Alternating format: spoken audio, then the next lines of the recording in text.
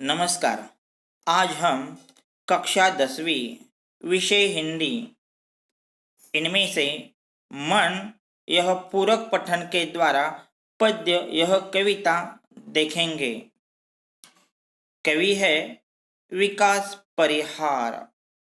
उनका जन्म 1983 गुना, यह गुना मध्य प्रदेश में है।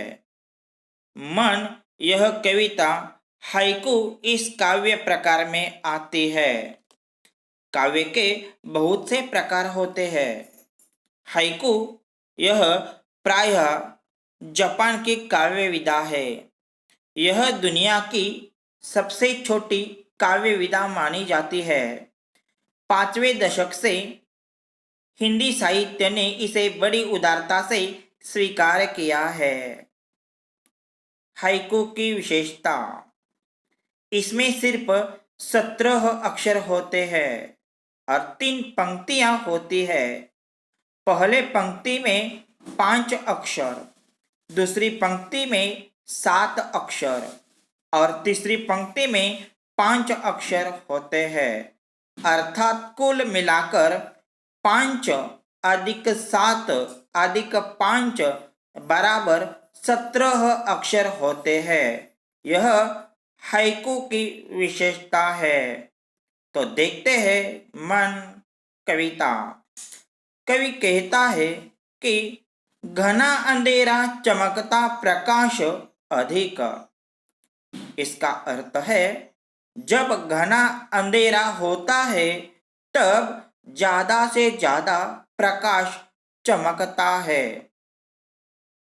इस द्वारा कवि यह कहना चाहता है कि हमारे जीवन में भी जितनी प्रतिकूल परिस्थितियां घने अंधेरे के रूप में आती है तो चमकते की किरणें की उम्मीद हमें नहीं छोड़नी चाहिए। कवि कहता है, करते जाओ पाने की मत सोचो सारा जीवन। हमें पूरा जीवन काम करते रहना चाहिए। यही नहीं सोचना चाहिए कि हमें क्या प्राप्त होगा।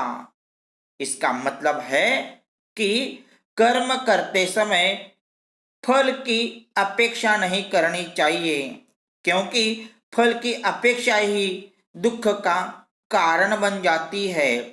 इसीलिए हमें अपनी पूरी जिंदगी में कर्म करना ही चाहिए, कर्म ही करते रहना चाहिए। कवि कहता है कि जीवन नैया मझधार में डोले तो संभाले कौन।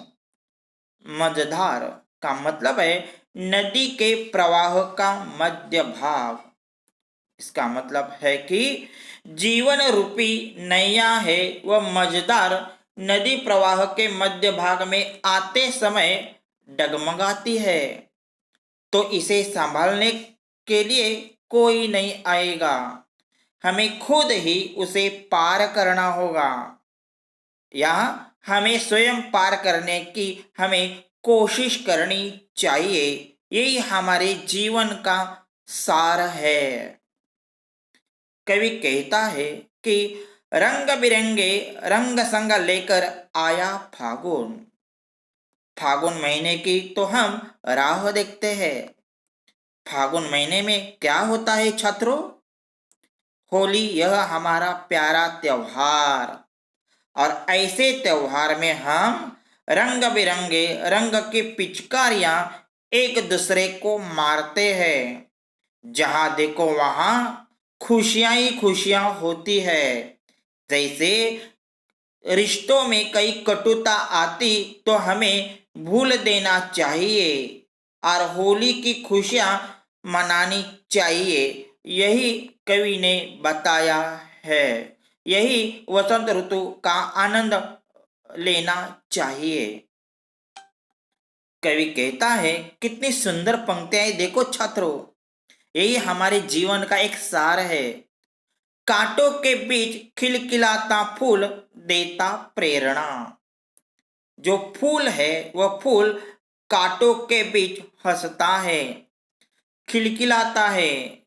तो हमें फूल की तरह जीना चाहिए, या गुलाब का फूल हमें यह प्रेरणा देता है कि हमारे जीवन में कितने संकट, कितनी मुसीबतें या कितनी कांटों रूपी पीड़ाएं आए, तो हमें इनके लिए हमेशा भूल देना चाहिए और आनंदित जीवन जीना चाहिए और दूसरों को भी आनंद देना चाहिए। कवि कहता है कि भीतरी कुंठा आंखों के द्वार से आई। कुंठा, कुंठा का मतलब है घोर निराशा। जब नेत्रों से आंसू बहते हैं तो मानना चाहिए कि मन में जो घोर निराशा या नयन रूपी के द्वार से बाहर आ रही है। जब मनुष्य निराश होता है तो निराशा के आंसू आंखों में झलकते हैं, बहते हैं। हमारे कारण कोई नाराज न हो, सभी खुश रखने की हमें कोशिश करना चाहिए, यही बताया है। कवि कहता है, खारे जल से घुल गए विषाद मन पावन। विषाद का मतलब है खेद या दुख। जब नेत्रों से आंसू बहते हैं तो यह समझना चाहिए कि आंसू के जो खारे जल है वे साथ साथ मन के दुख जो घुल गया है और मन पवित्र हो गया है।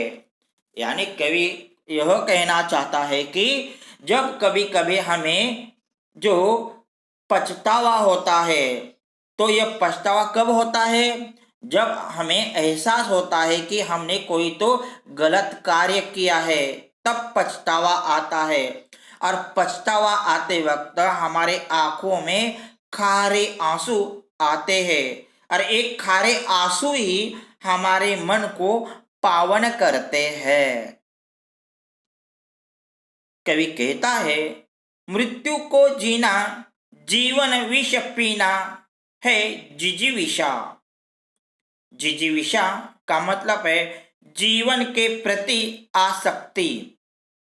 यानी मनुष्य के जीवन में अनेक परेशानियां, अनेक चिंताएं और अनेक कभी कभी अप्रिय प्रसंग आते हैं। तो ऐसे जीवन रूपी संग्राम में, लड़ाई में डटे रहना चाहिए, और जीवन के प्रति एक आसक्ति है, वह एक प्रमाण है। यानी सुख दुख भी समान देख लेना चाहिए। सुख हो या दुख हो तो समानता से देखना चाहिए, तब हम मृत्यु पर हम विजय पा सकते हैं। कवि कहता है कि मन की पीड़ा छाई बन बादल बरसी आंखें।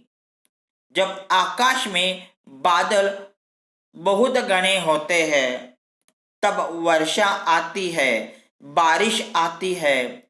उसी प्रकार मन की पीड़ा बहुत गहरी होती है, तब वह बादल बनकर आंसू के रूप में बरसने लगती है।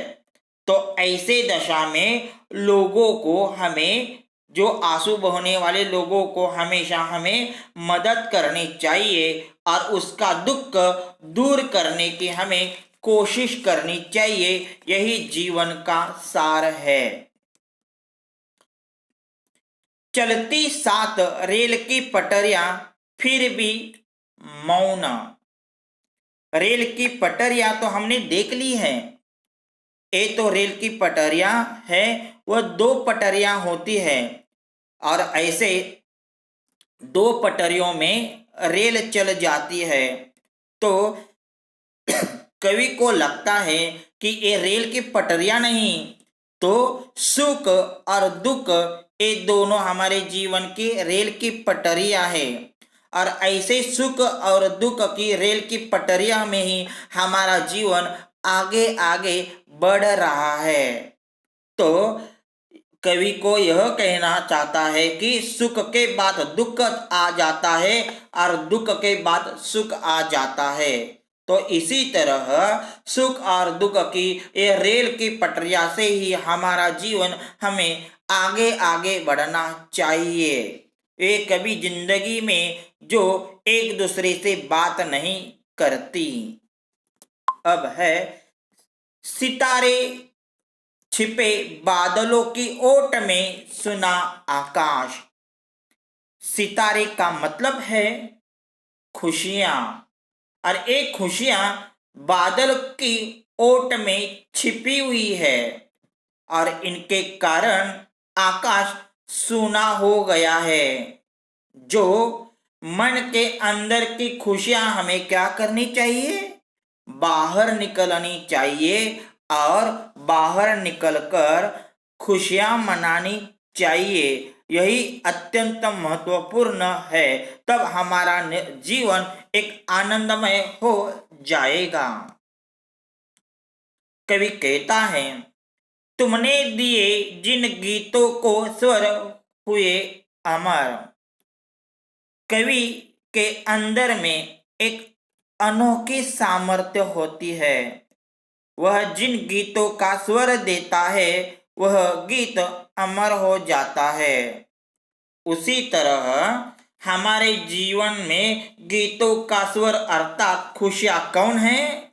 हमारे मित्र, हमारे सहेली, हमारे रिश्तेदार। तो ऐसे लोगों को हमारे जीवन में संभाल कर रखना चाहिए। और अंततः कवि कहता है कि सागर में भी रहकर मछली प्यासी ही रहे।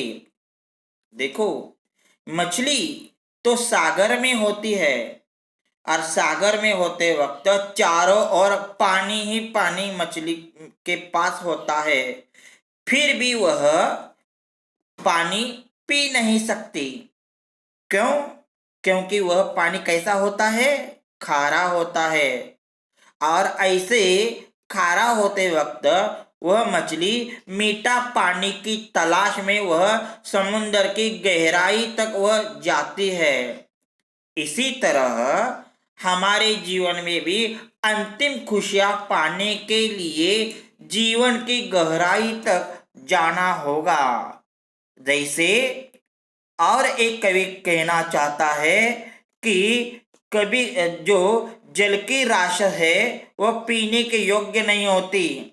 उसी प्रकार कोई व्यक्ति कितना भी धनवान हो या बड़ा हो, लेकिन उसका जो संपत्ति है, उसकी संपत्ति जरूरतमंद के हाथ काम में नहीं आ सकती, तो उसका बड़पन भी कैसा है छात्रों?